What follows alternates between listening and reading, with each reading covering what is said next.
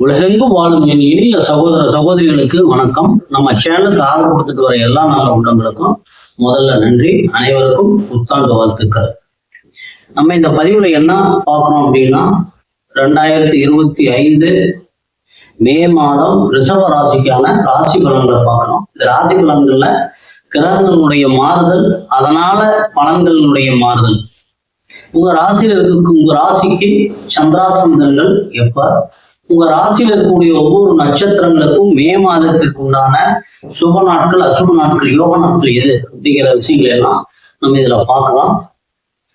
இந்த சுப அசுப நாட்கள், யோக நாட்கள் நீங்க எழுதி வச்சுங்க ஒரு பேப்பர்ல. இது உங்களுக்கு ஒரு வழிகாட்டியா உங்களுடைய ஒவ்வொரு செயலையும் வெற்றிகரமா முடிக்கிறதுக்கு ரொம்ப உதவியா இருக்கும். சரி, இப்போ ராசி பலன்குள்ள போலாம். ரிஷப ராசி நேயர்களுக்கு இந்த ஆண்டு முழுவதுமே ஒரு டர்னிங் பாயிண்ட், இதுதான் உச்சகட்ட பலன் கிடைக்கக்கூடிய காலம் அப்படின்னு அர்த்தம். ரொம்ப அற்புதமா இருக்கு, கிரக நிலைகள் ரொம்ப ரொம்ப சூப்பரா இருக்கு. இந்த மாதம் மே 2025 உங்க ராசிநாதன் உங்க ராசிநாதன் ராசிக்கு 6ஆம் இடத்திற்கும் அதிபதி. ராசிநாதன் 1ஆம் இடத்துல லாபஸ்தானத்துல உச்சம் அடைந்திருக்கிறார். மிகப்பெரிய செல்வ செழிப்பு, ஆடை ஆபரணங்கள் சேர்றதுக்கு, கலைத்துறையில் இருக்கிறவங்களுக்கு, திருமண பொருத்தம் பார்க்கிறவங்களுக்கு நல்ல மனைவி அமைகிறது, மனைவியினால மிகச்சிறந்த யோகத்தை பெறுறது, லாபத்தை அடைகிறது, இதெல்லாம் உங்களுக்கு இந்த மாதம் அற்புதமான ஒரு காலகட்டமா இருக்கு. உங்க ராசிக்கு 2ஆம் இடத்திற்கும் 5ஆம் இடத்திற்கும் அதிபதியான தனஸ்தானத்திற்கும் பூர்வ புண்ணிய புத்திரஸ்தானம் என்று சொல்லக்கூடிய பஞ்சமஸ்தானத்திற்கும் அதிபதியான புதன் பகவான் ராசிக்கு அவரும் 11ஆம் இடத்தில் இருக்கிறார். ஆனா நீச்சமாயிருக்கிறார். நீச்சம் ஆனாலும் நீச்ச பங்க ராஜ யோகத்தை பெற்றிருக்கிறதுனால இப்ப தனாதிபதியும் அற்புதமா இருக்கார், பஞ்சமஸ்தானம். அப்ப உங்களுடைய செல்வம், செல்வாக்கு, புகழ், பூர்வீக சொத்துக்கள்ல பிரச்சனைகள் இருக்கிறது, காலி நிலங்கள் விற்காம வாங்காம இருக்கிறது, அதன் மூலமா லாபம் கிடைக்கிறது, குழந்தைகளால லாபம், இப்படி நிறைய சொல்லிக்கிட்டே போலாம். அந்த அளவுக்கு உங்களுக்கு எல்லாமே அற்புதமா திருமண பக்கமெல்லாம் யோகம். நீ என்ன நினைக்கிறீங்களோ அதெல்லாம் உங்களுக்கு கிடைக்கக்கூடிய ஒரு அற்புதமான ஒரு யோகமான காலமா இந்த ரிஷபராசி நேயர்களுக்கு மே மாசம் இருக்கு. அடுத்து உங்க ராசிக்கு சுகஸ்தானாதிபதி, அதாவது தாய் வீடு, வாகனம், வண்டி என்று சொல்லக்கூடிய 4ஆம் இடத்திற்கு அதிபதியான சூரிய பகவான் உங்க ராசிக்கு 12ஆம் இடத்துல உச்ச ராசி இருக்கிறார். அப்போ தந்தையினுடைய உடல்நிலை, தந்தைக்கு மருத்துவ செலவு வரலாம், தந்தையினுடைய உடல் ஆரோக்கியம் பாதிக்கலாம், அரசு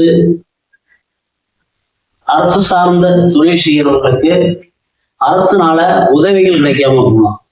ஏன்னா விரயஸ்தானத்துல சூரியன் இருக்கிறதுனால கொஞ்சம் நீங்க ஜாகிரதையா தான் இருக்கணும். இருதயம் சம்பந்தப்பட்ட நோய்கள், வெப்ப சம்பந்தப்பட்ட நோய் மேசராசியில் இருக்கிறதுனால இந்த மாதிரி வருவதற்கு வாய்ப்புகள் இருக்கிறது. அதனால உடல் ஆரோக்கியத்துல கொஞ்சம் அதிகமா நீங்க கவனம் எடுத்துக்கணும். அதுக்கு அடுத்து பாத்தீங்கன்னா உங்க ராசிக்கு 7ஆம் இடத்திற்கும் 12ஆம் இடத்திற்கும் கலஸ்திரஸ்தானம், நண்பர்கள், கூட்டு தொழில் சொல்லக்கூடிய 7ஆம் இடத்திற்கும் அயன சயன போக விரயஸ்தானம் என்று சொல்லக்கூடிய 12ஆம் இடத்திற்கும் அதிபதியான செவ்வாய் பகவான் உங்க ராசிக்கு 3ஆம் இடத்துல இருக்கிறார். 3ஆம் இடத்துல நீச்ச ராசியில இருக்கிறார். செவ்வாய் நீச்சம், 12ஆம் அதிபதி நீச்சம் அப்படிங்கிறதும் 7ஆம் அதிபதி செவ்வாய் அப்படின்னு வர்றதுனால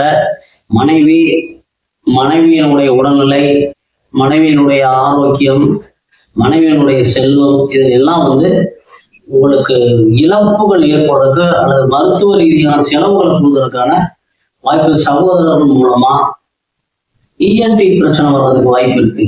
காது, மூக்கு, தொண்டை செவ்வாயா இருக்கிறதுனால வண்டி வாகனத்துல போறப்ப இந்த மாதம் மே மாதம் நீங்க ரொம்ப கவனமா இருக்கணும்.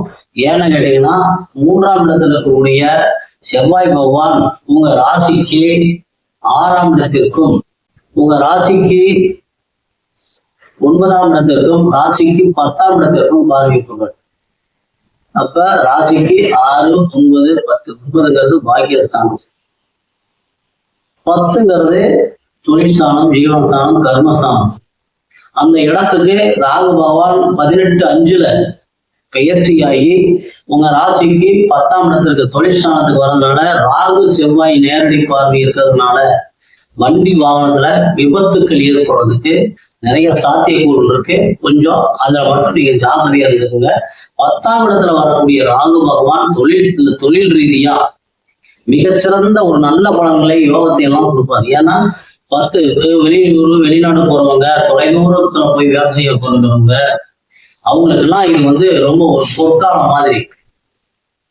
ராகு பகவானுடைய அந்த காரகத்துவம் சார்ந்து ஆனா ஒண்ணு பேராசைப்படக்கூடாது. பேராசைப்பட்டீங்கன்னா அவருடைய பேர்த்திலேயே எல்லாத்தையும் பிடிங்கிட்டு போயிடுவார், சிக்கலை கொண்டாந்து விட்டுட்டு போயிடுவாரு.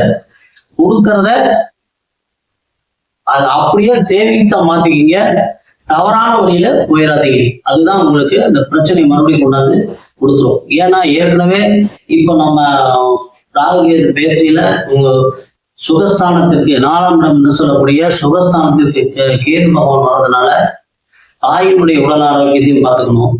அடுத்து சொத்துக்கள், அசையாத சொத்துக்கள், இதெல்லாம் கொஞ்சம் ரொம்ப ஜாக்கிரதையா கவனமா பார்த்துக்கணும்.